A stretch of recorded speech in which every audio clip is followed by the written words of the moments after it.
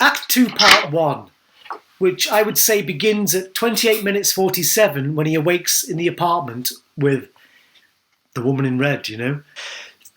So what's the first bridge? The bridge being the halfway point in Act 2, Part 1. Because we split Act 2 into two 25% of the movie sections.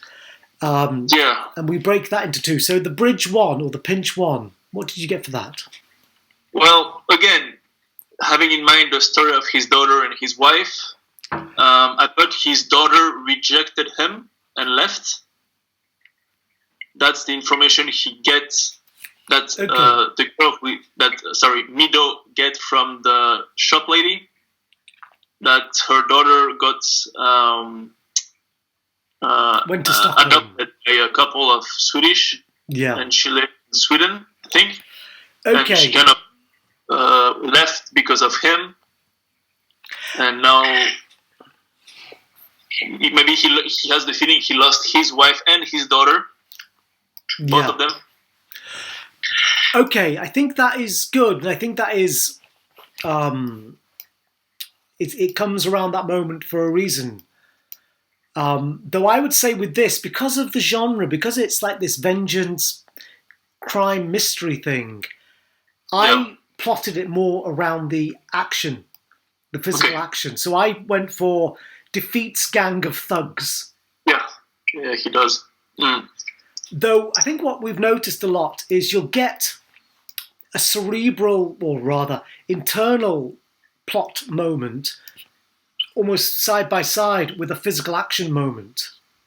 So if a man discovers the truth by opening a letter, they'll also have it that the building blows up at the same time. We need to keep filmable physical action happening. So maybe we should start to have a system where we say the emotional, the internal storyline versus the external storyline.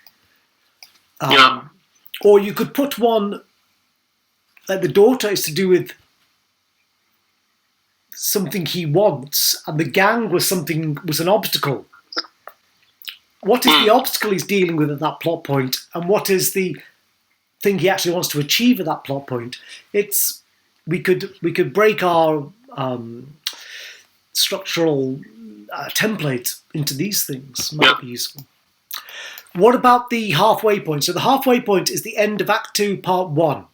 The end of the second 25% of your story. I thought that he chose truth over justice when he finds the killer. He finds the killer of his wife. He can kill him, but the killer is telling him, but you will never know the truth. So he doesn't kill him just to try to find the truth. And I said that's a point of no return, because he has the choice between just killing the guy, and this is it, and choosing not to kill him and to fight to find the truth and to strive for it. I think that's a good call. I think that's right. I did sort of put the same thing. I just put, having met the guy, he wants to find out the reason. So the dentist torture averted, and he wants, instead of doing the violent thing, he wants to find out.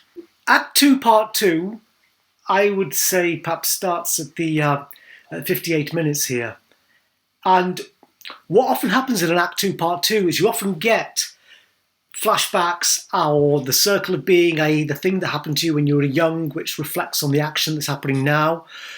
And we get a load of that. We often go back in time and go, well, how did he get this job? How did he become a killer? How did he blah, blah, blah? And we get a lot of that here.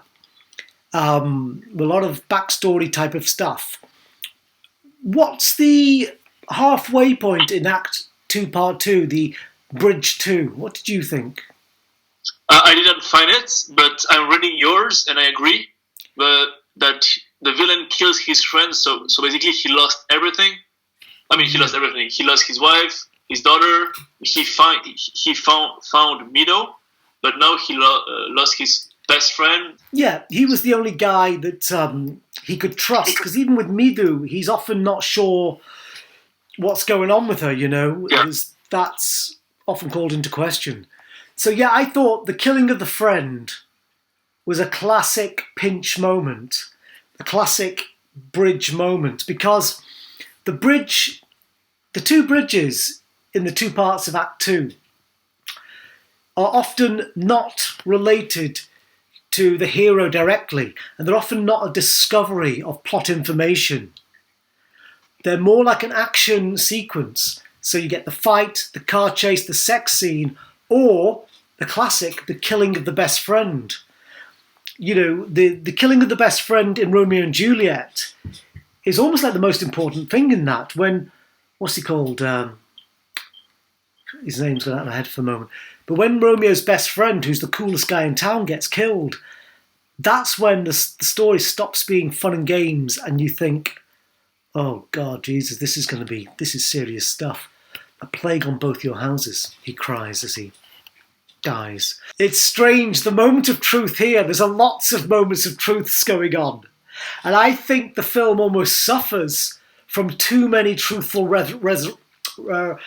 revelations being spread out over a long period, which almost breaks the film as being something you can actually believe in.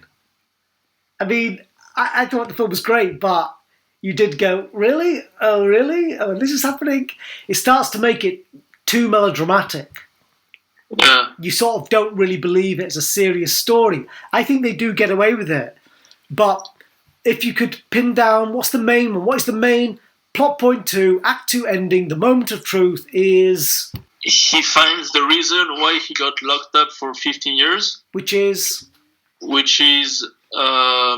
him creating rumors about his friend sleeping with his sister. I actually didn't express it like that, but I think that's a better way of expressing it. The moment of truth is perhaps the rumours he spread. Yeah, your tongue got her pregnant, not me, your big mouth. So I put, villain had had sex with own sister and she died, but it was his big mouth that made that an issue. Yeah, that's very good. Oh yeah, that's very good. Which relates back to him in the police cell. He can't shut up. And they did have lots of mentions in Act 1 and Act 2 about talking too much and stuff. And I thought that we were heading towards... I didn't expect this big family incest thing. I thought we were heading towards it all being like a trial, because the man was like an incontinent man. A man who is overweight, big mouth, drunkard. And I mean, and that is very much what the plot's about. A man who is just an indulged, he's got no self-discipline, and he becomes disciplined. He learns discipline, and he comes out as a fighter.